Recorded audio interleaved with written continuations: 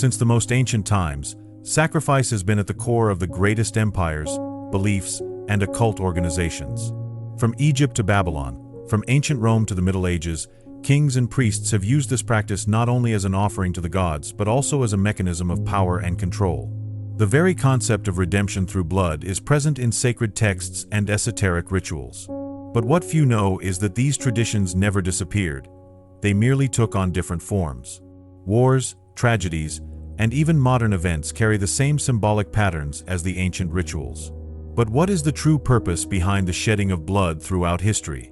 If we look more closely, we will see that, at crucial moments in humanity, sacrifice has always been present. Whether on the altar of a temple, in public executions, or even in global events that defy any logical explanation. Could it all be a coincidence? Or is there a hidden connection between these practices and the course civilization has taken? Since the rise of the first civilizations, blood sacrifice has existed as a link between man and higher forces. For the Sumerians, Babylonians, Egyptians, and Phoenicians, the shedding of blood was not merely a symbolic act but a real contract between humanity and the gods. Blood was seen as the essence of life, and by offering it, it was believed that the gods could be appeased, manipulated, or even compelled to intervene in earthly reality. But who truly benefited from these rituals? The gods, or the priests and rulers who possessed this knowledge? In Sumer, the oldest recorded civilization, ziggurat temples were the center of both religious and political practices. The Enuma Elish, one of the world's oldest mythological texts, describes how the gods created humanity from the blood of a defeated deity, suggesting that the very act of existence was already a sacrifice.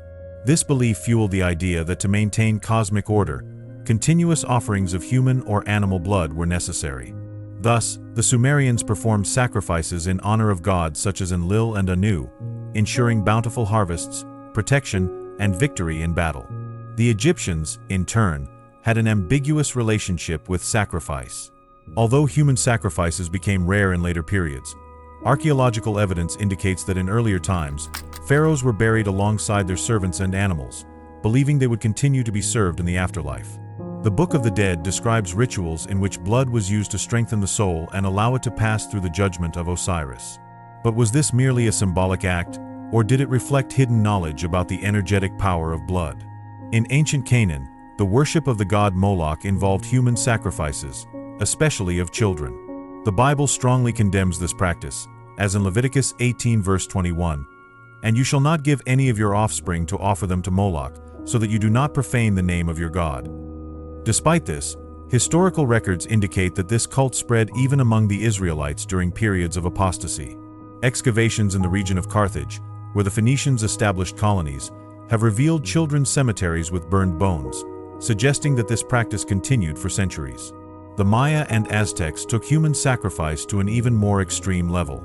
In their temples, such as the Templo Mayor in ancient Tenochtitlan, victims were sacrificed in public rituals to nourish the gods. The still-beating heart was torn from the victim's chest and offered to the sun to ensure the world would keep turning. For these peoples, sacrifice was not merely a request to the gods, it was a duty to maintain existence.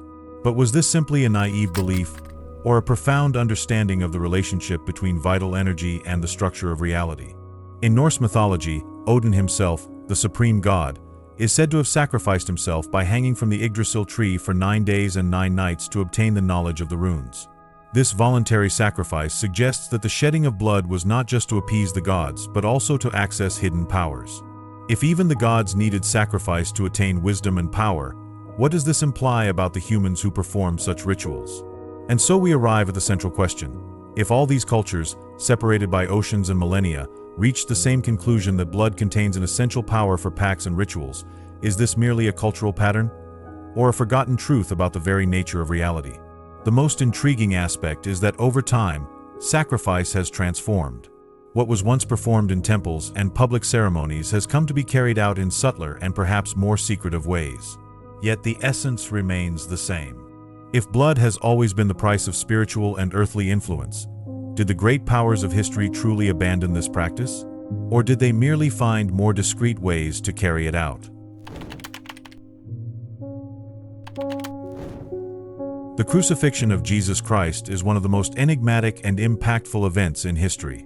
Christianity views it as the ultimate sacrifice for the redemption of humanity's sins. But when we analyze the political, social, and esoteric context of the time, questions arise that challenge this traditional narrative. What exactly was at stake in Jesus' death? Was it merely a common execution, a ritual sacrifice, or something even deeper, an event carefully orchestrated to alter the fate of humanity? To understand what lay behind the crucifixion, we must look at the political landscape of Judea in the first century. The region was under Roman rule, but its population was deeply divided among religious groups and political factions. The Pharisees, Sadducees, and Essenes vied for influence over the people, while Rome imposed its authority with an iron fist. Jesus emerged in this setting as a disruptive figure, challenging the hypocrisy of the religious elite and gaining a growing number of followers. This made him not just a prophet but a threat to the established power. What is most intriguing is that Jesus not only predicted his death but seemed to accept it as part of an inevitable destiny. In the Gospels, he frequently refers to the necessity of his sacrifice, as in Matthew 20 verse 28, "The Son of Man did not come to be served, but to serve, and to give his life as a ransom for many." This awareness of his fate raises an important question. Was he merely fulfilling a religious prophecy, or was he participating in a ritual of spiritual transmutation? The crucifixion took place during the Jewish Passover, a period laden with symbolism. In Hebrew tradition, this date marked the liberation of the Jewish people from slavery in Egypt and was commemorated with the sacrifice of a lamb. It is no coincidence that Jesus is called the Lamb of God in John 1 verse 29. But what few realize is that Passover was also a time when occult rituals took place in the Temple of Jerusalem, including secret ceremonies conducted by the priestly elite. Did the crucifixion occur during this period on purpose, as part of a ritual that transcends conventional explanations? Another curious detail is the choice of crucifixion as the method of execution. Rome used this punishment for criminals and traitors, but esoterically, the cross symbolizes the intersection between the material and spiritual worlds. In many mystical traditions, the cross represents the unification of opposites, the high and the low, spirit and matter. Could the crucifixion have been a physical representation of a spiritual transformation being imposed upon the world? Even more enigmatic is the role of Judas Iscariot. He betrayed Jesus for 30 pieces of silver, the same amount that, in the Old Testament, was the price of a dead slave, Exodus 21 verse 32. But what if Judas was not merely a traitor? Some theories suggest that he was part of a much greater plan, possibly following a hidden order to fulfill a necessary mission. The Gospel of Judas, an apocryphal text discovered in the 20th century, presents an alternative version of the events in which Judas is not a villain but a chosen disciple who helps Jesus transcend the earthly plane. If this is true, then the betrayal was not an act of greed but a fundamental step in a ritual of ascension. Another intriguing event during the crucifixion was the eclipse mentioned in the Gospels. Matthew 27 verse 45 states that darkness covered the whole land at the moment of Jesus' death. While some historians question the occurrence of this phenomenon, eclipses have always been seen as moments of great energetic charge, used in transformation rituals and occult sacrifices. If the crucifixion was part of a meticulously planned event, could this eclipse have been a sign that something greater was happening? The temple veil, which was torn in half at the moment of Jesus' death, is also a significant detail, Matthew 27 verse 51. This veil separated the Holy of Holies, the most sacred area of the Temple of Jerusalem, from the rest of the world. Its tearing symbolized the breaking of a barrier between the divine and the human. But what if this was not merely a spiritual sign, but an event with esoteric implications? Some mystery schools suggest that this act represented the opening of a portal, altering the planet's spiritual energy. Another often overlooked aspect is the relationship between Jesus and the Essenes, a Jewish sect known for its esoteric knowledge and initiatory rituals. The Essenes believed in the coming of a Messiah and practiced purification ceremonies involving isolation and contact with higher planes. Some historians suggest that Jesus may have been trained by this sect, which would explain his profound spiritual knowledge and his deliberate actions before the crucifixion. If this is true, then his death was not merely a martyrdom but a ritualistic process of transmuting collective consciousness. And then we come to the resurrection. 3 days after his death, Jesus reappears to his disciples, defying the laws of nature. In esotericism and alchemy, the number 3 is essential for transformation processes. Birth, death, and rebirth. The resurrection was not just proof of his divinity. It may have been the culmination of a ritual that altered the energetic balance of humanity. If Jesus' death was a planned sacrifice, then his resurrection was the key to something even greater. Now, looking at all of this, an inevitable question arises. If Christ's crucifixion followed such precise ritualistic patterns, how many other events in history have been planned in the same way without humanity realizing it? If the death and resurrection of a single person had the power to transform civilizations, could similar rituals still be performed today by those who hold this knowledge?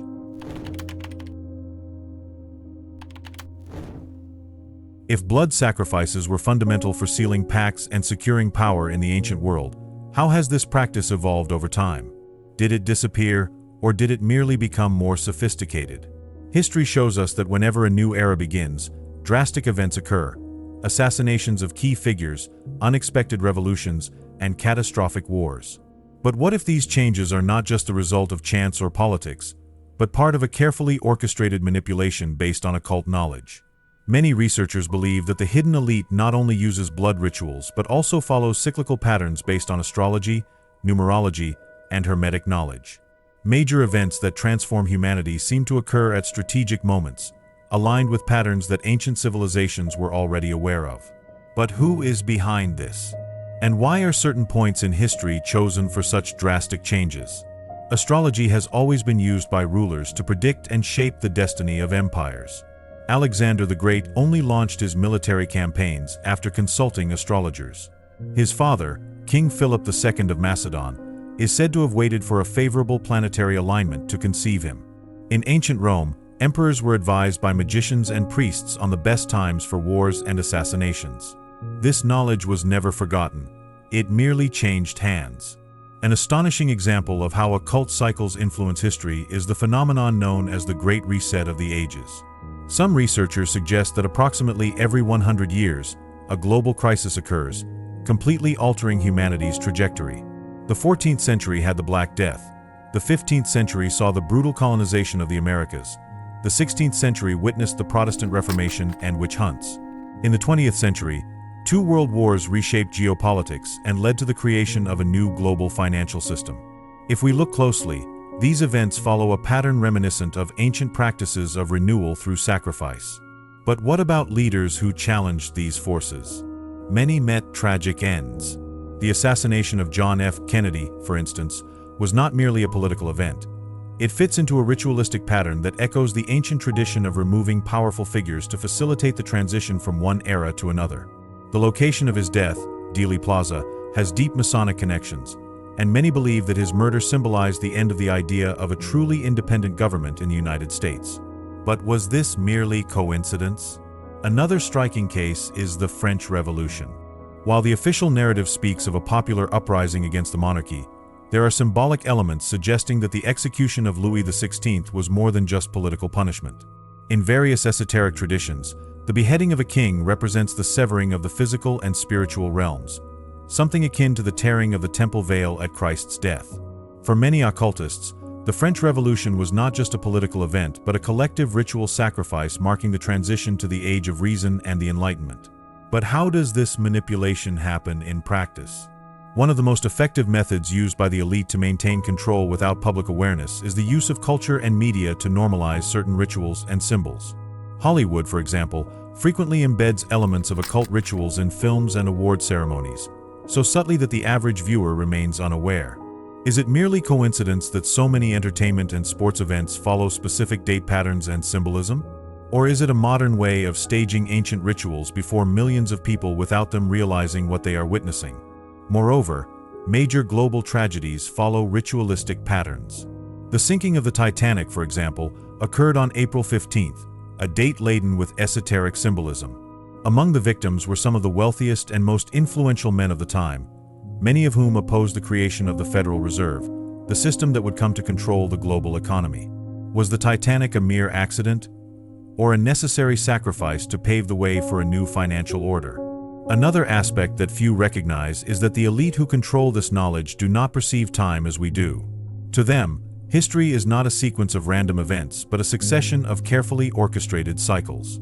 In various secret societies, It is taught that humanity undergoes eras of destruction and reconstruction, and those who understand this pattern can use it to maintain power. This would explain why certain events seem to repeat as if choreographed by an invisible force. Now, if these cycles truly exist, what does this mean for the future?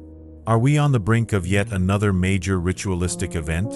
And more importantly, is there any way to break this cycle and prevent these occult forces from determining the fate of humanity?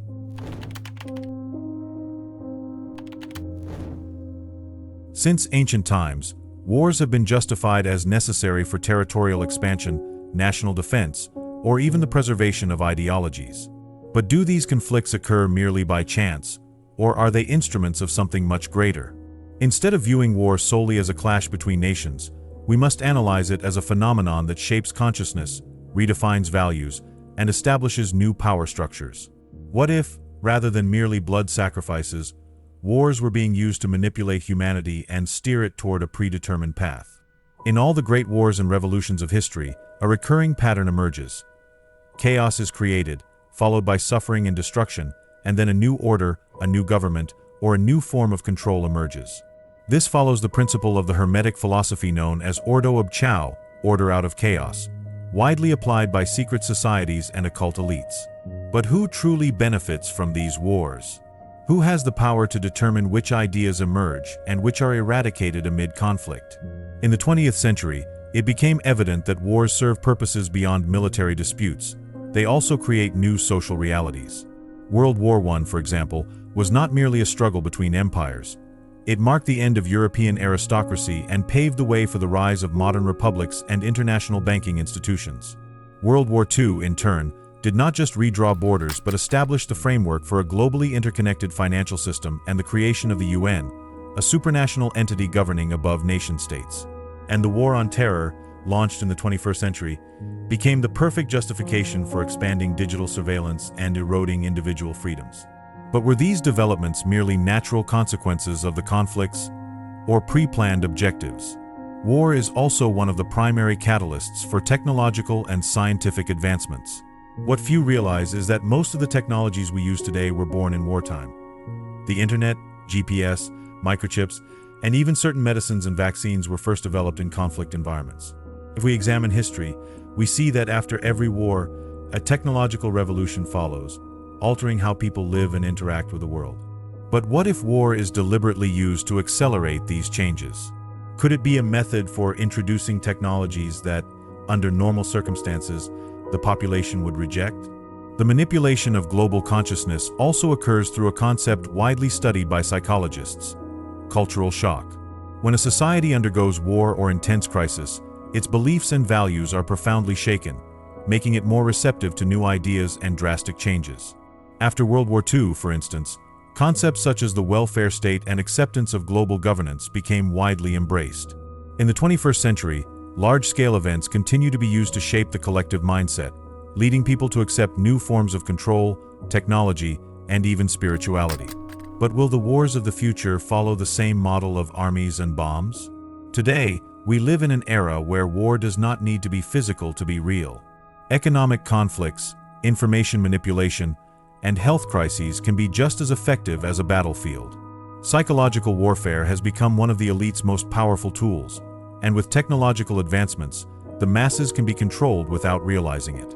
Fear, insecurity, and a constant sense of crisis keep people in a vulnerable state, making them easier to manipulate.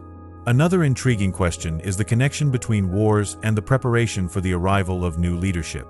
Throughout history, after major conflicts, messianic figures have emerged with promises of salvation and reconstruction. Napoleon Bonaparte rose after the French Revolution, Hitler gained strength following the crisis of World War I, and the US solidified itself as a superpower after World War II. What does this tell us? That wars do not only destroy the past, they also create the conditions for new ideologies and systems to be implemented. And the question that arises is, are we being prepared to accept a new kind of global ruler? If wars serve to direct the course of history, is humanity truly in control of its own destiny? Or are we merely following a script written by hidden forces that know exactly how to manipulate the emotions, fears, and aspirations of the masses? If in the past rituals were conducted in temples and closed ceremonies, today they seem to have migrated to another space, the collective imagination. But how did this happen? Could it be that the ancient rituals of power and sacrifice have been replaced by a new form of manipulation? One that uses symbols and narratives to subtly and continuously influence the masses? The human mind is highly sensitive to symbols. Since the dawn of civilization, archetypes and images loaded with meaning have been used to convey messages that transcend rational understanding. Ancient cultures believed that symbols could channel energy and alter the perception of reality. But what happens when these symbols are deliberately used not to awaken consciousness but to condition it? In the modern world, media events, tragedies, and even entertainment are infused with an underlying symbolism that seems to persistently repeat itself. Award shows, grand ceremonies, and even global disasters often follow narrative and visual patterns that evoke ancient rituals of death and rebirth. But is this mere coincidence, or is there an intentional purpose behind this repetition? Pop culture is one of the most powerful vehicles for ritualistic symbolism. Major artists frequently stage performances reminiscent of initiations, possessions, and sacrifices, often without the audience realizing the significance behind these representations. But do these artists truly understand what they are portraying, or are they merely pawns within a system that uses these images to reinforce subliminal messages? Beyond pop culture, public tragedies also seem to follow a ritualistic pattern. In ancient societies, the death of a king or spiritual leader was often carried out symbolically, marking the end of one era and the beginning of another. Today, when public figures die unexpectedly and under mysterious circumstances, the question arises: are these merely tragedies, or are they part of a ritualistic theater where the collective must witness the sacrifice? Why is this exposure to ritualistic symbolism so important? Because the repetition of certain images and narratives can function as a tool for mass mental programming. Psychology has already demonstrated that the human brain absorbs patterns unconsciously, and continuous exposure to specific symbols can condition behaviors and beliefs without people realizing it. Does this mean that by watching, sharing, and reacting to certain events and narratives, we are unknowingly participating in something much greater? Another intriguing point is the use of tragedies as an instrument of emotional manipulation. In ancient times, a sacrifice needed to be witnessed so that its energy could be channeled toward a greater purpose. Today, when disasters occur and the media turns them into sensational spectacles, are we being led to participate in a ritual without knowing it? Continuous exposure to fear and suffering keeps us in a state of psychological vulnerability, making us more receptive to new orders and directives imposed immediately after these events. If ancient rituals required temples and physical ceremonies, today reality itself may be transforming into a vast symbolic temple. Social media, augmented reality, and the rise of artificial intelligence create new spaces where narratives and images can be amplified on an unprecedented scale. Does this mean that symbolic manipulation is evolving alongside technology? If in the past rituals were performed in person, could they now be taking place within the digital universe, where billions of people participate without realizing it? The question remains: if we are surrounded by symbols and rituals disguised as entertainment and global events, what can we do to see beyond the veil? How can we recognize and break this cycle of hidden programming? And more importantly, if our minds and our perception of reality are being shaped without our consent, are we still the true masters of our own consciousness?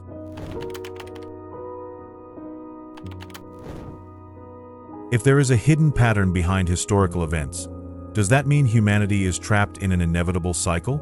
Or is there a real way to break free from this structure and regain control over our own destiny? Throughout the centuries, we have seen empires rise and fall, leaders sacrificed, and wars shape reality. But have these changes truly altered the game, or have they merely rearranged the pieces on the same board? The elite that holds true knowledge has always known that absolute control is not maintained by force alone, but through perception. What if the secret to global domination lies not only in concealing information but also in deliberately distorting the truth? Many ancient traditions speak of cycles of illusion and awakening, moments when humanity believes it is progressing, while in reality, it is merely being guided toward a new form of imprisonment. But what if that is precisely what is happening now? Many believe we are on the brink of a great global transition. The rise of interest in spirituality, the deconstruction of old narratives, and the advancement of technology are seen as signs that humanity is awakening. But what if this awakening is a carefully crafted illusion? What if, instead of leading to liberation, we are being steered into a new form of control, one where the very idea of freedom becomes part of the manipulation. This leads us to an even deeper question. Have there ever been civilizations that managed to escape this system? Some occult traditions suggest that ancient civilizations, such as Atlantis, possessed knowledge that allowed them to transcend this matrix of control. But what if the destruction of these civilizations was not an accident, but a deliberate act to prevent that knowledge from being accessed? Could the hidden elite have always existed, intervening whenever humanity came too close to the truth? Another crucial point is the relationship between perception and reality. If symbols, rituals, and narratives are used to shape the collective mind, does that mean reality itself is a manipulated construct? Some theories suggest that we live within a system designed to keep us trapped, a kind of mental and spiritual prison where each cycle of destruction and reconstruction only reinforces invisible barriers. But if this is true, is there a way to hack this system? Perhaps the answer lies in the very occult knowledge that has always been concealed. Many spiritual traditions emphasize the importance of self-knowledge and elevating consciousness as the keys to escaping this invisible prison. What if these keys have always been available but were deliberately discredited or distorted? What if the real battle is not against governments or elites, but against the mental programming that prevents us from seeing beyond the illusion? The final question is not just whether humanity's fate is sealed, but whether humanity is willing to deeply question its own perception of reality. Because as long as we believe the game is purely physical, political, or economic, we will continue playing by the rules imposed on us. But if we begin to see beyond the veil, perhaps we can finally write a new destiny, one that was never foreseen by the world's controllers. But the question remains, will you continue to be just a spectator, or will you start to see the invisible pieces on this board? If you're interested in exploring more about spirituality, I've handpicked some videos filled with profound knowledge and fascinating discoveries that you'll love. Just click on one of them. Don't forget to subscribe to the channel to continue this journey of self-discovery and spiritual learning. Your commitment to knowledge is the first step toward transforming your reality.